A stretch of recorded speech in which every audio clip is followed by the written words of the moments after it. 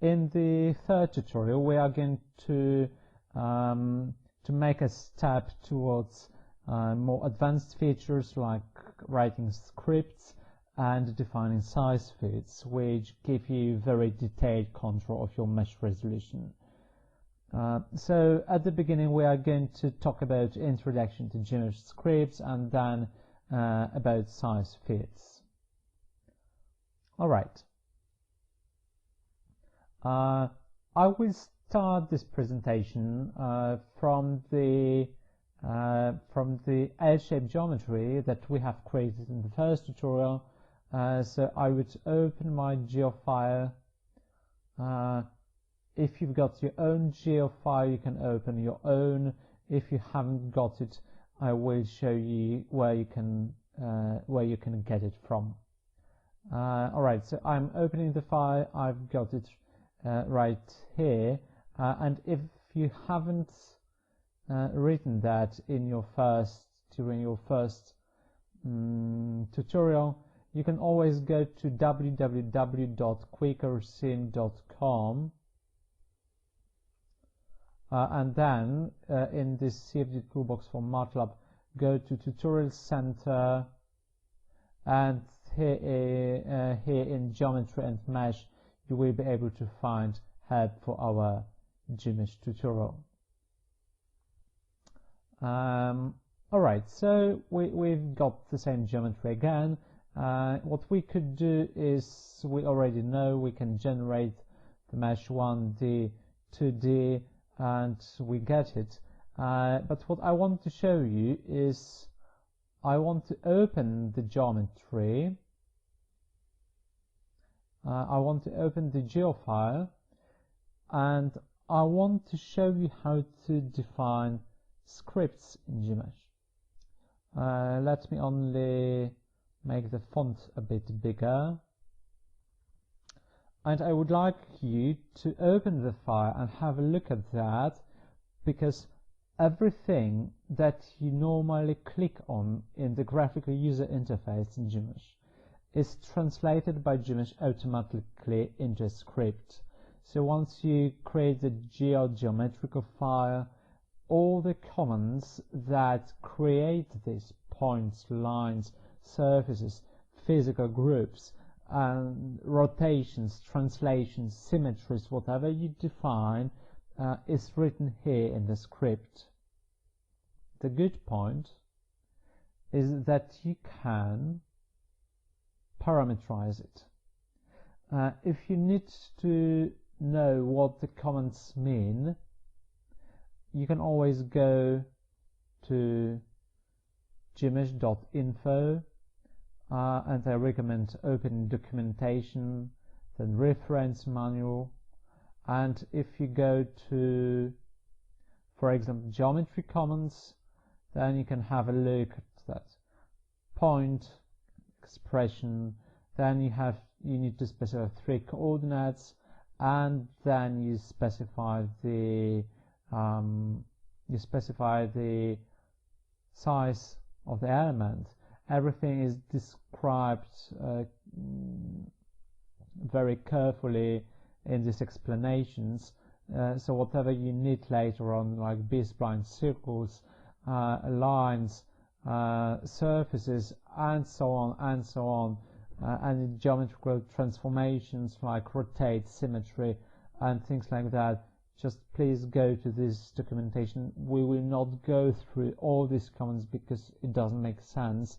We are going to show you that you can do it and what the philosophy is, and you will be able to find appropriate functions that you need.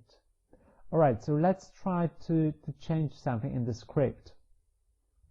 Let's imagine, I have already told you that the last parameter in the point command is like x, y, z. This is pretty clear, but later on you've got the size of the elements. So let's try to define h1. Let's define it as 1/10, and we would like to specify that we would like to have at point 1 and maybe also at point 3 we would like to have elements of size h1 at point 1, and we would like to have elements that are twice bigger at point 3, so we are writing 2 times h1. Gmsh scripts always accept like algebraic operations, so you can define formulas in a usual manner, like in every different programming language. Alright, what I need to do right now is I need to file open recent. So I need to open the script file once again, and right now if I select 1D and 2D, just see what happened. I've got 10 times small elements close to that corner where point 1 is located, and I've got bigger elements here, twice bigger, and more or less everything else is unchanged when it comes to the size of the elements at the points. If I right now go to Tools, Options, Mesh and the General, and I decrease my element size factor, as I said previously, this is just a scaling factor. So you will see the element sizes which are not 1/10 but even smaller here, because this element size factor is just a scaling factor. Alright, this is one of the ways how you can use scripts. But probably an even much more interesting thing is to parametrize your geometry. Let's assume that we want to have edge shapes of different length and different height. So I would add one additional parameter like L. Let's say it should be 8. Let's check with Tools, Options, Geometry, Visibility, Point Labels, and let's select Elementary Tags. I can see right now that I've got point 2 and 3. These are my points that define length in the x direction. So I would like to change this that coordinate of 5 to L, and the same with 3. But of course I don't want to change the width of my geometry, so I also need to parameterize point 4, which would be 1 less than L, and point 5, which is also L minus 1.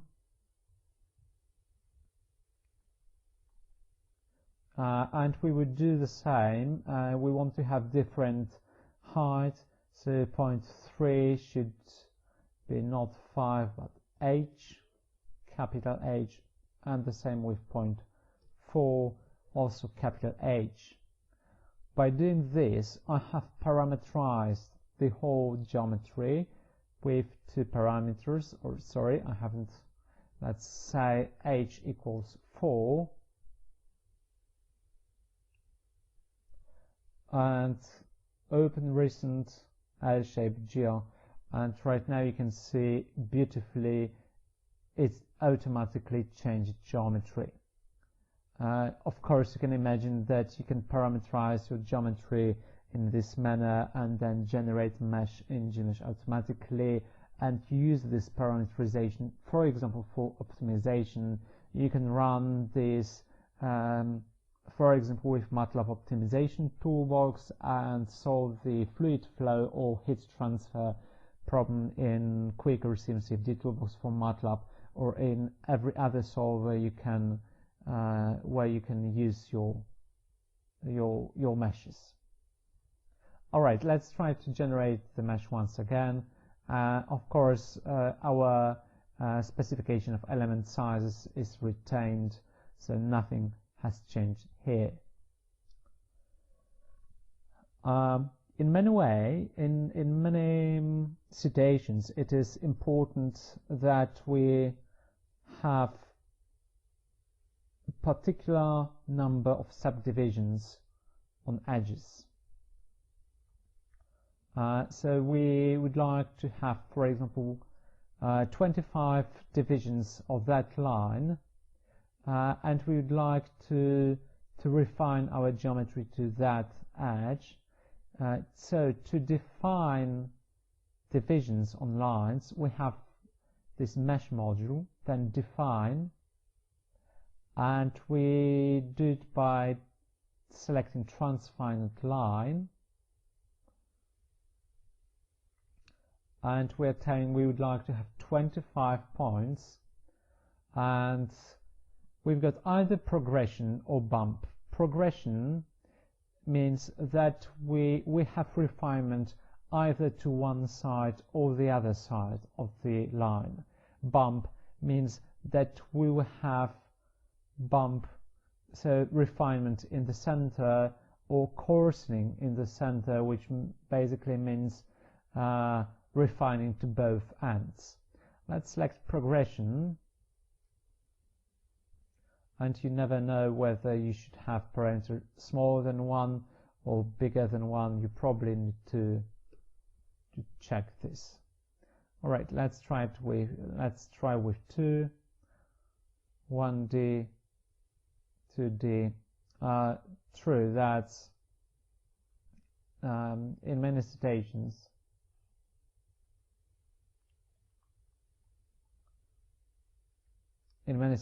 you need to load it again, and 1, 2, sorry, this is my mistake.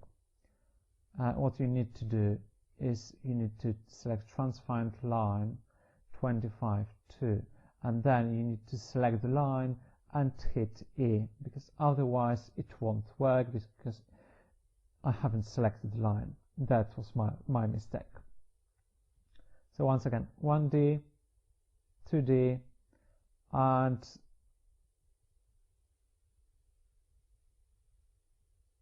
you can see that it's really not what you'd like to have. You've got a very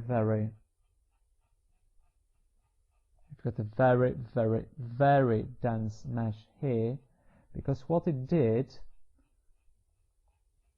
it created every element twice longer than the previous one, so you've got plenty of extremely small elements here close to that corner.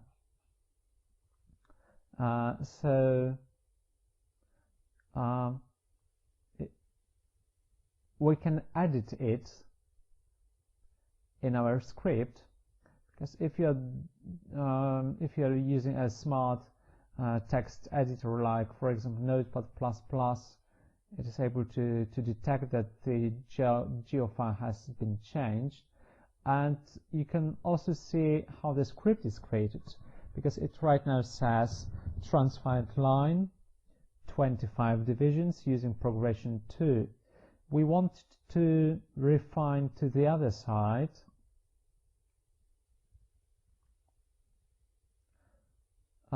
so we don't want to have 0.2, rather we would like to have something like every element should be by 5% bigger than the previous one, but I want to refine in the other direction, so let's take the inverse of that. Right now I need to reload the GeoFire 1D, 2D, and right now you can see that you've got a pretty nice refinement to this end, and bigger elements in the other one. Of course, if you change it to, for example, 1.1, this effect will be even stronger. Let's open recent 1D, 2D, and you see a very, very nice refinement to this edge. Right now I'm going to talk about size fields. In many situations, if whatever you want to solve, if you want to solve structural dynamics, you might have very big problems at sharp corners, because cracks and things like that can be generated under tension. The same happens in solving fluid flows. If you deal with turbulence and you've got shear layers, strong velocity gradients and things like that, you'd like to refine your mesh somewhere inside of the region, somewhere inside of the domain of the fluid domain or the solid domain. What you can do is you can define a size field. Let's imagine, maybe this will not be a very wise example, but let's imagine that that something extremely interesting can happen in this region of the domain. So we would like to have really, really small elements here, so we would like to have big mesh resolution, but this means where you can't choose size of the elements at the point or number of subdivisions on the line, because you want to refine your mesh somewhere inside of the domain. So size fields is the thing that you need. Again, under mesh module, you've got define size fields, and let's create a new size field. Basically, size field is something that tells to the mesh generator how big elements you want to have in a particular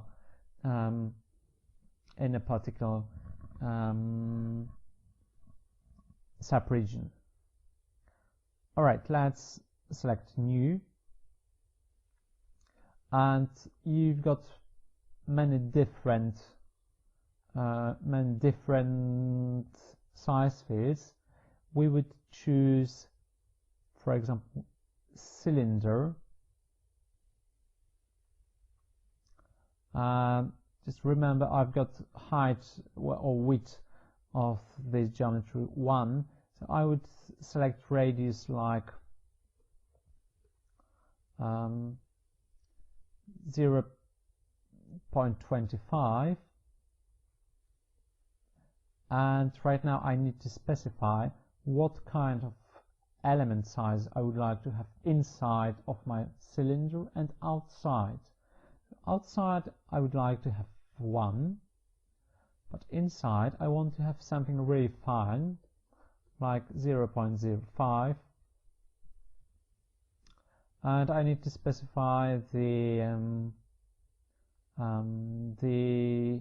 unit vector along the x-axis. Let's say it's just 1. Along the y-axis it's 0, along the z-axis it's also 0 in my case. And where is the center point? I would open Tools, Options, General, Axis, simple axis, because I want to display the coordinates, I don't remember them. Alright, let's assume we would like to have the center here. So like 5, Y center is just half, and Z center is 0, and set as background field, yes, we want to have it, apply, and we've got cylinder, and we can visualize this, create new view,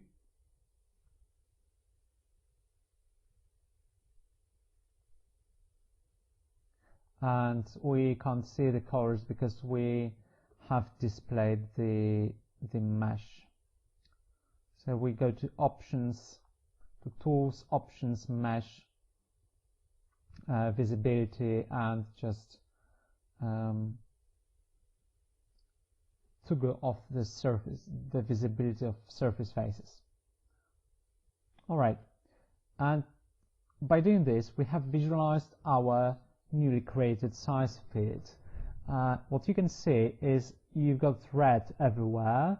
So you would like to have size elements of size 1 here, but here in this region, which extends by 1 in the x direction from 5 to 4 and from 5 to 6, you would like to have really small elements of the size 500. Alright, so just see what happens if we click on 1D and 2D right now. It's nice to toggle the visibility of surface faces once again. And that's it. Maybe it's not very smooth, but it definitely works. You can also define, yes, I will reload the script and see that what we have done is we have created the filled cylinder with a specified radius and certain parameters inside and outside. So maybe let's change it to a small value. 0.2 is something which I would like to have outside of my cylinder. I will reload it. And also right now our mesh looks much better. Of course, you can imagine that you can do the same both with scripting and manipulating by size fields. You can very easily define the mesh resolution with this pretty advanced technique, and I encourage you to try with that, because mainly for the computational fluid dynamics simulations, it is extremely important to refine your mesh in places where many flow features exist and where you have very complex physics. I hope these 3 tutorials on Gmsh helped you to get very quick and smooth start into this software, this preprocessor and mesh generator, and you're encouraged to use QuickerSim CFD toolbox for MATLAB, but you are also encouraged to dig into Gmsh because it has got plenty of extremely nice important features, and you can do much more with Gmsh that we have shown you, and simply go to documentation and try to find whatever you need, because there is much more than only this short 3 movies introduction to Gmsh. It was a pleasure for me, and hope you have enjoyed. See you then.